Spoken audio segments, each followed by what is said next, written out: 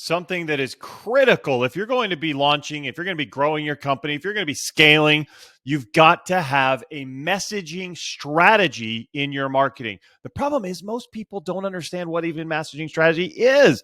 So I had Colby Flood from BrighterClick on the show. This guy absolutely knows his stuff when you come to marketing. He explained and walked us through exactly what messaging strategy is and how to set it up, and then how to optimize it so that you can get more leads and close more deals. Definitely check this one out. Welcome to SaaS-Story in the Making, the podcast that features the people who made the software world what it is today and the leaders who are shaping the future of technology. Here's your host, Matt Wolach. And welcome to SaaS-Story in the Making. Thank you very much for being here. I am Matt Wolach. I'm your host. I am here to help you accelerate your software company so you can close more deals, get more leads, and get an amazing valuation. And I'm really excited for today's show because I've got Colby Flood with me. Colby, welcome to the show. Hey, thanks for having me, Matt. Absolutely. I'm really glad that you're here. I'm excited to talk about what we're going to dive into today.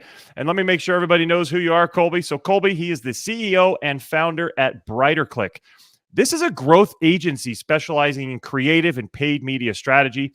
They are a growth partner for startups and have been part of growth through $274 million in series round fundings. That is a lot. They know what they're talking about there. This agency, BrighterClick, they have received 5 prestigious marketing awards just in 2022 for their creative and paid media work. They do awesome stuff. Colby himself is also a member of the Forbes Business Council Entrepreneur Leadership Network and is also a startup mentor. So he's all about helping others. Colby, once again, thanks for coming on the show. Yeah, I appreciate it. Thanks for the warm introduction. I totally didn't give you that data there to share there, but appreciate it. I'm looking forward to diving into a couple of things with you. Likewise. So tell me, what's going on with you lately and what's coming up for you guys at BrighterClick? Yeah, so it's been an exciting 2022 so far. So we grew a lot last year, 250%. And as I'm sure you know, with growth, there is some peaks and there is some valleys or troughs. So we grew quite a bit 2021. We spent Q1 and part of Q2 just kind of honestly optimizing our org chart and just making sure we had everybody set up for best fit that way.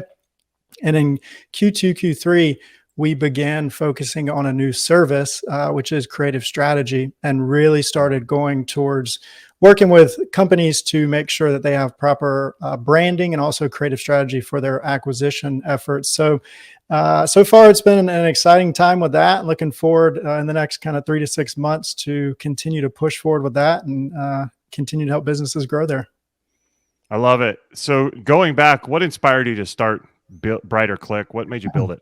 Yeah, if I'm being honest, I think a lot of agencies are really bad at communication. So I worked in-house, I freelanced, and I always noticed that disconnect between client and agency that way. And, you can have great results, right? But results are expected when you work with an agency. One thing we really focus on is making sure everybody that works with an agency has the great soft skills as well, communication, reporting, those types of things, to really help clients not just get results, but learn from what's happening and use that across their business and continue to grow in good ways. So really it was to create an agency that's different, that can just communicate properly and really help customers or clients grow their business that way. I love it. And super important. I know a lot of people out there, they're running software companies and they're trying to think of how they can grow. And one of the things I know you've talked about is a messaging strategy. So can you just kind of tell us, what is a messaging strategy? Why is that so important? Yeah. What is not a messaging strategy? I'll say that first, which is just kind of spray and pray, throw up ads, right? If you're thinking about paid acquisition, 2015 to 2019, and it doesn't seem like that long ago, but it really is. You could just throw up ads. You throw up a funnel, long form copy, ClickFunnels landing page, whatever it may be, and you could get conversions.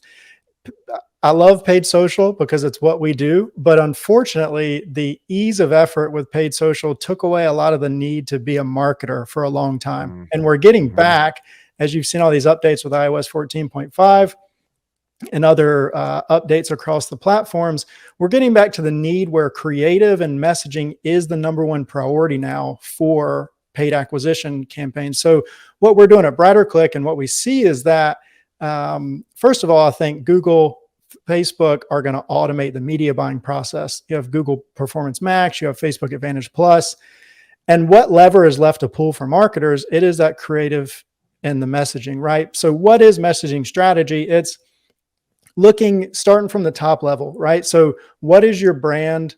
What are your core values? What is your core messaging you're trying to get across? And how can you cascade that down into your acquisition channel and adapt it so it fits how that platform operates? And how can you meet people? So if we're talking about software, right? One key messaging strategy that we see for software, let's say it's like a scheduling software, or maybe it's a e-commerce tool that requires a lot of data migration, right? Ease of switchover, ease of use.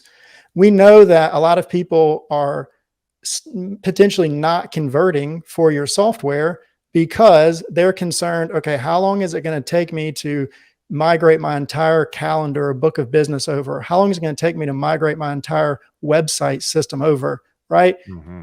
Address that in your messaging, like address that in your ads. Because if you don't, they're going to do their own research, and maybe your competitors are messaging that, maybe they're not. So that's just one example, but messaging strategy is really understanding your customer, understanding your brand, having strategy and purpose behind what you put out there, and then testing and measuring it properly so you can move towards or move away from one specific type of messaging or creative.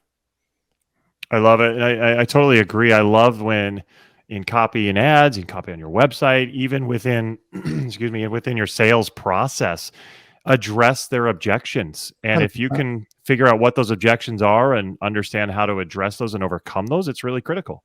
100%. And that falls into product development as well, right? I mean, if you keep your ears toward the customer, you can understand how you may need to shift certain product development focuses down the road as well. I would agree. So I want to ask you, what mistakes are people making with their messaging? What are they doing wrong? And right there, I think that's one of them that I've heard, is that they don't know their customers well enough, or they don't talk to them enough. What do you think? Yeah, I think, once again, social media made it easy for a long time. So I think doing market research is skipped. One thing that I consistently see is that we're always in a super fast pace mode. Like business is always in a super fast pace mode. So doing that branding, having a brand guidebook, having a brand Bible can be skipped. And with that, it's that mindset skip of let's just go to acquisition. And what you often see happen there is, because agencies operate in specialization, which I agree with, I think that's how they should. You have one agency for Google, one for Facebook, one for TikTok, one for LinkedIn, right? So you have 3 to 4 agencies, all with no centralized branding, all tasked to create messaging strategy, and they're not communicating, right? So the brand is then, or the product is then at the whim of these different ones, and there's no central point communication to align those and then strategize that way. So I would say the big opportunity is really centralization of your brand message and your strategy, and making sure you're tracking performance so you can move that across other channels as they perform. I love it.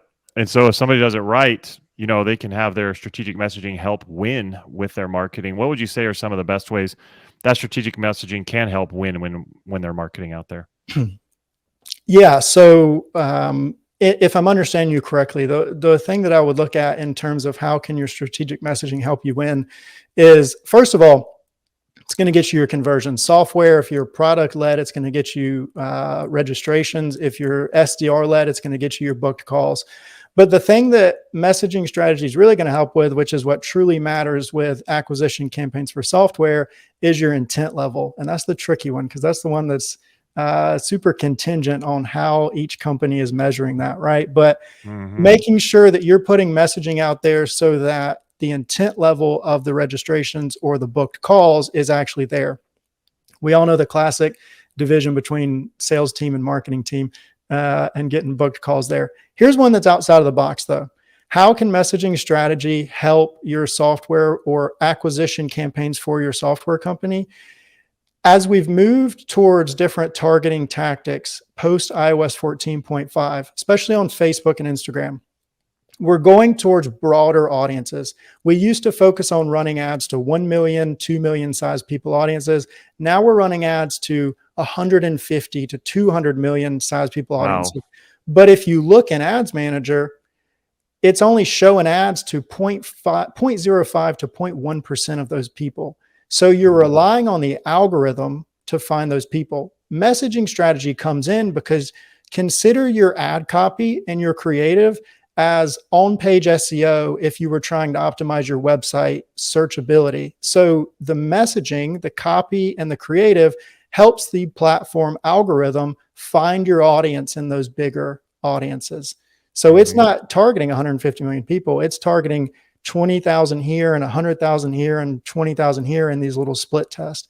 So that is a true way to really win with paid acquisition going forward as targeting becomes a little bit more difficult. Yeah, no doubt. Targeting has been really difficult. I know for our own business, and I've seen that with others and people I've talked to. That's really been a struggle. But I'm curious, when did that happen? I'm targeting 150 million people seems crazy. Everybody says niche down. Is that a shift that's happened recently? It is. So post iOS 14.5, it's if you're talking about Facebook, Instagram in specific, right? It's now about go broad, focus on pulling the lever of creative strategy. So if we're getting a little bit more technical with it, used to you'd be doing like 1% lookalikes or a single interest or two single interests, 1 million, 2 million, 3 million people. Now you're focusing on interest stacking. So let's say you have a CBO campaign. You'll have one that is interest stack, maybe 40, 60 million people. You'll have one that is 10% lookalike stack, ideally high intent. And then you'll have one that is wide open, that is just age and gender. And once again, from a planning standpoint, you say, okay, but we can't just go broad with it. And 2017, I would agree, but 2022, where we're saying let the algorithm do the work, you really need to focus on dialing in on your creative and copy. And I'll throw one more tip out there. Your schema markup and your alt tagging on your website also have direct application to how the algorithm can find your audience as well, because the first traffic from an ad that goes to your website is the Facebook bot understanding what your website is. So that's the trend right now, at least with Facebook, Instagram ads. And is it hard to attribute where you're getting all this from? Is tracking where the traffic is coming from and finding where your sources are? Is that difficult, or are people doing that well? So if we're looking at the broad audience, those are going to be Facebook, target abilities, but tracking, of course, is getting more and more difficult, and it's going to continue to get difficult. If Google finally pulls the trigger after many years of saying they're going to get rid of cookies, who knows what will happen. So if we're talking about e-commerce, I'm a high proponent of something like Triple Whale. If we're looking at things for software, it gets a little bit more difficult because there's not a lot of first-party data tracking tools out there that specifically focus on software. So you need ones that have a little bit more open API that way. There's a couple out there. So I would say definitely look into first-party data tracking, regardless of what platform you're doing, because there's a lot of cross-channel overlap and things like that. And Google Analytics, while it's great, doesn't do what it used to. And from a Facebook marketer standpoint, I think it's a little biased towards Google for attribution as well. So. Interesting. Now, aside from strategic messaging, what are you seeing as some of the best growth tactics being used today? If we're talking about growth tactics for software companies or B2B in general, I'm a firm believer that education is the now and the future for B2B marketing. So if we're talking about direct applications, repurposed podcast content, right? Event speaker content, repurposed, anything that is educational, because we're past the point to where people, when we're thinking about television, radio, early internet, people didn't have as much control over their attention as they do now, right? They can easily and will gladly block your ad or move on to the next thing on their timeline. So creating captivating content that educates and adds to them and gives them the trust and belief in your product or in your company that you can provide what they need is the key. Honestly, I believe that is the key. So. I love it. I love it. So let me learn about Brighter Click a little bit more with you guys. What are some of the things you guys did early that really helped you and really kind of accelerated your own growth? I think the best thing personally, decision-wise, that I made at the beginning was investing in external resources as early as I could. So finding a great operations or business development consultant, not somebody that's focused just on sales, not like a BDR, but someone that is really focused on making sure we have the right people in the right seats, making sure that we have proper processes and SOPs in place to serve our clients properly, making sure that we're operating at good margins, having external resources, people that have already been there. Even though any listeners, you may be coming out with a groundbreaking software or something like that.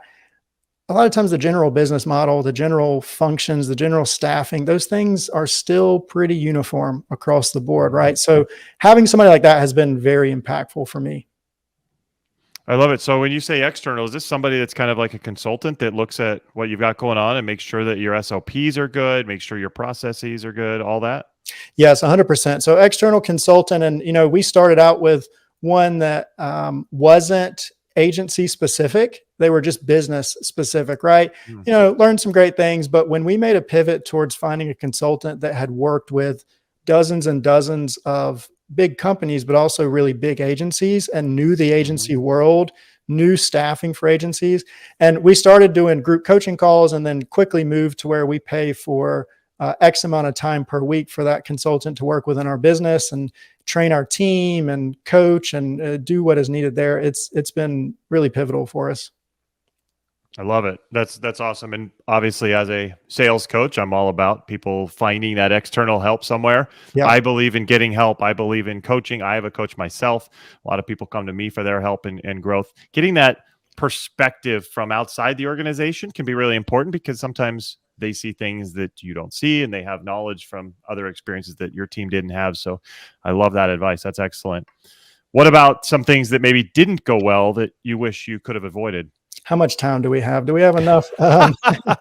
So my story too. Yeah. There's a couple. Brighter Click was really my first business venture. So there was a lot of things that I've learned along the way. One in specific, and I have a few, but one in specific would be directly associating headcount growth with company growth. When you see, you're on social media, you're on LinkedIn, you're seeing people tout their MRR or their headcount growth or things like that. And I had it in my mind that checking off hiring some or getting someone new in the company was a symbolic measure of us growing. And, as we went into Q1 of 2022 this year and Q2 and just kind of looking at margins Q1 2021 compared to 2022 with new staff and making sure that we're not overstaffing and really focusing on optimizing with fewer employees, not overworking, but making sure we have proper systems set up so that they can function more efficiently. That was a big one. Another one that's been big for me is just the overall hiring process. We do a pretty strict hiring process. We have a couple of forms that need to be filled out for technical skills for each role before, but we put everybody through a paid trial project for their role and then bring them on for a trial period of 30 days with clear deliverables and clear expectations, and then move to a 3-month probation period with clear deliverables and clear timelines and things like that from there. So just making sure that we're putting the right people to work on our client accounts as well. So those are two big things I've learned. I love that. I love the idea of a paid trial. Like you both can figure out, hey, is this something for us? Is this something, they can see, is this something I like? It's something I like, in terms of my role, these people, all that. And then you can decide, hey, is this the right fit? Are they actually capable at doing what they said that they can do? I think I love that one. Exactly. It's a two-way door, just like you said. I mean, it's not just the company finding a good employee. It's the employee finding a good fit at a company as well, for sure. Beautiful. So wrapping up here, what advice would you have for other software leaders who are just starting out and wanting to grow and find ways to do it? Yeah. I would say don't skip finding your market fit and your brand messaging. And, I fully understand if you're listening and you're pre-Series A, in the middle of Series A, you may have that. Understand that will probably change quite a bit once you leave Series A. Things change, with funding and growth and things like that. But don't skip finding your market fit and your messaging, and don't go straight to acquisition. Acquisition can be a great opportunity to test that, but make sure you have that mindset. Don't just go straight to trying to get acquisition paid ads running, right? Because you'll have a better chance just going straight to outbound sales if that's the tactic you want to go for there. So don't skip your overall identity, I guess would be the best thing that I could say. I love it. That's great advice for sure. Well, Colby, this has been awesome. Thank you so much for coming on the show and sharing all your wisdom. How can our audience learn more about you and Brighter Click? I appreciate it, Matt. Yeah, you can follow me on LinkedIn. So look for Colby Flood on LinkedIn, or go to our website. One thing that we have on our homepage is on the Heroes section, there's a little link that you can click to download a up-to-date creative performance guide where we show you the top performing ad creatives that we're seeing on the market right now. So feel free to add me on LinkedIn or go to the website and check that out. That's fantastic. I may have to look at that for myself as well. Thank you for all of that. That's for sure. Yeah. And we'll put all that in the show notes or in the description if you're looking at this on YouTube. But Colby, thank you so much for coming in. I appreciate it. I appreciate you having me, Matt. Absolutely. And thank you guys for listening and watching. If you are new to the show, definitely subscribe right now. Make sure you hit that button. That's going to get you connected so that every time someone else comes out on the show who's amazing like Colby is, you're going to be up to date and you'll be notified so you can get all the best insights. Thank you for coming. Thanks for watching. Thanks for listening. We'll see you next time. Take care.